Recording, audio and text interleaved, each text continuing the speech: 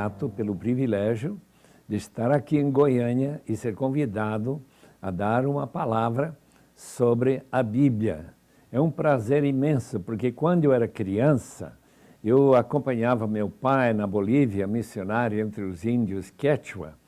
Eu gostava muito de sentar na mesa, ouvir lá com uma vela no meio, ele explicar as Escrituras.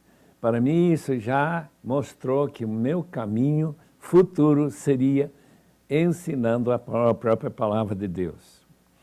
Esse privilégio, obviamente, depende de vários fatores, principalmente a autoridade das Escrituras. E eu tenho estado a pensar e escrever nesses últimos dias sobre por que nós acreditamos que a Bíblia é de fato a palavra de Deus e não apenas que contém a palavra de Deus. O professor Karl Barth, da Basileia, argumentava que a Bíblia não era especificamente a palavra de Deus. A Bíblia era um relatório humano em que Deus utiliza, de vez em quando, o propósito de encontrar-se com as pessoas e revelando pessoalmente às pessoas que ouviram uma mensagem acerca da palavra. Isso não é a minha posição, nem era de Jesus Cristo. Não sei se lembra do texto em que Jesus, numa conversa, aliás, mesmo uma discussão com os fariseus em Jerusalém, que disse que as Escrituras não podem ser anuladas ou não podem ser quebradas. A gente pode confiar plenamente desde Gênesis até Apocalipse. Mas há um outro fator que vai entrar nessa discussão que é de importância muito grande. O fator é esse, de que nós temos que ter, em primeiro lugar, uma certeza que as cópias das Escrituras que nós temos são, de fato, aquilo que Paulo, que Mateus, que Isaías, que Moisés escreveram. É isso mesmo que nós temos que ter certeza. E como que vamos saber quando tem multidão de cópias ou pedaços de cópias, aliás, mais de 5.000 do Novo Testamento que foram preservados até hoje e que os eruditos têm estudado para saber se de fato nós temos aquilo que acompanha os chamados documentos originais. Esse trabalho de manuscritos é uma preocupação dos eruditos há muito tempo, inclusive de meu professor em Edimburgo, do Matthew Black, e outros como ele que trabalharam nisso durante muitas e muitas horas na sua vida. Como se descobre se o manuscrito é de fato original, que a cópia é aquela que nós podemos confiar?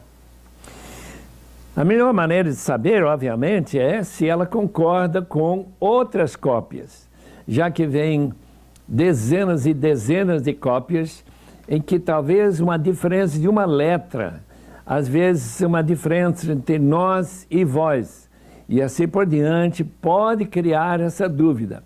E quando nós usamos, por exemplo, o Novo Testamento grego da Sociedade Bíblica, nós temos lá no rodapé essa comparação entre os manuscritos, colocando uma série de manuscritos que colocam nós e outros que colocam vós, mas que teologicamente não faz diferença nenhuma. É muito bom saber que dúvida sobre o texto bíblico só pode ser aplicada ou colocada em relação a mais ou menos metade de uma página do Novo Testamento grego. Isso é tão importante para nós sabermos que realmente as dúvidas são mínimas, ainda que temos muitas diferenças de uma letra para outra. Utilizando essa maneira de peneirar, de acompanhar onde que entram os erros, o que houve em termos de tentar corrigir aqueles manuscritos durante os séculos, tudo dá para nós colocarmos uma segurança total nas Escrituras, tal como nós temos. Agora, um outro fator. O fator da tradução. Eu tenho aqui na minha mão a Nova Versão Internacional. A Sociedade Bíblica Internacional, que era a velha sociedade de Nova York, a mais antiga do mundo, essa sociedade se empenhou em fazer uma nova tradução chamada Nova Versão Internacional em inglês. Essa versão se tornou a mais popular do mundo de fala inglês. Se não me engano, já passaram 100 milhões de exemplares da Bíblia inglesa, Nova Versão Internacional. Ela, então, nos contratou, nos pediu, em 1987, a começar uma tradução mais fácil de acompanhar, com muita acuracidade, com muito cuidado com os manuscritos. E então formou-se a equipe que fez a nova versão em português. Trabalhamos nessa versão há mais de 10 anos. Em 2001 saiu a Bíblia inteira. Já tinha saído o Novo Testamento alguns anos anteriores, e agora a sociedade vai distribuindo a Nova Versão Internacional em português, como também em várias outras línguas. Quando se faz comparações, por exemplo, com atualizado, corrigida, a gente vê que o sentido é igual. Agora, a ordem das palavras é diferente, o estilo é diferente, mas a ideia é de manter o significado igual, ou pelo menos mais acurado do que aquela versão que já remonta até os anos 50, quando a Sociedade Bíblica lançou a famosa versão atualizada que tem sido vendida pelos milhões. Então, a Sociedade Bíblica do Brasil, a Sociedade Internacional e outras Bíblias que foram traduzidos ou refeitos com os melhores manuscritos pela imprensa bíblica, ou como a Vida Nova lançou também, chamado Almeida, século XXI.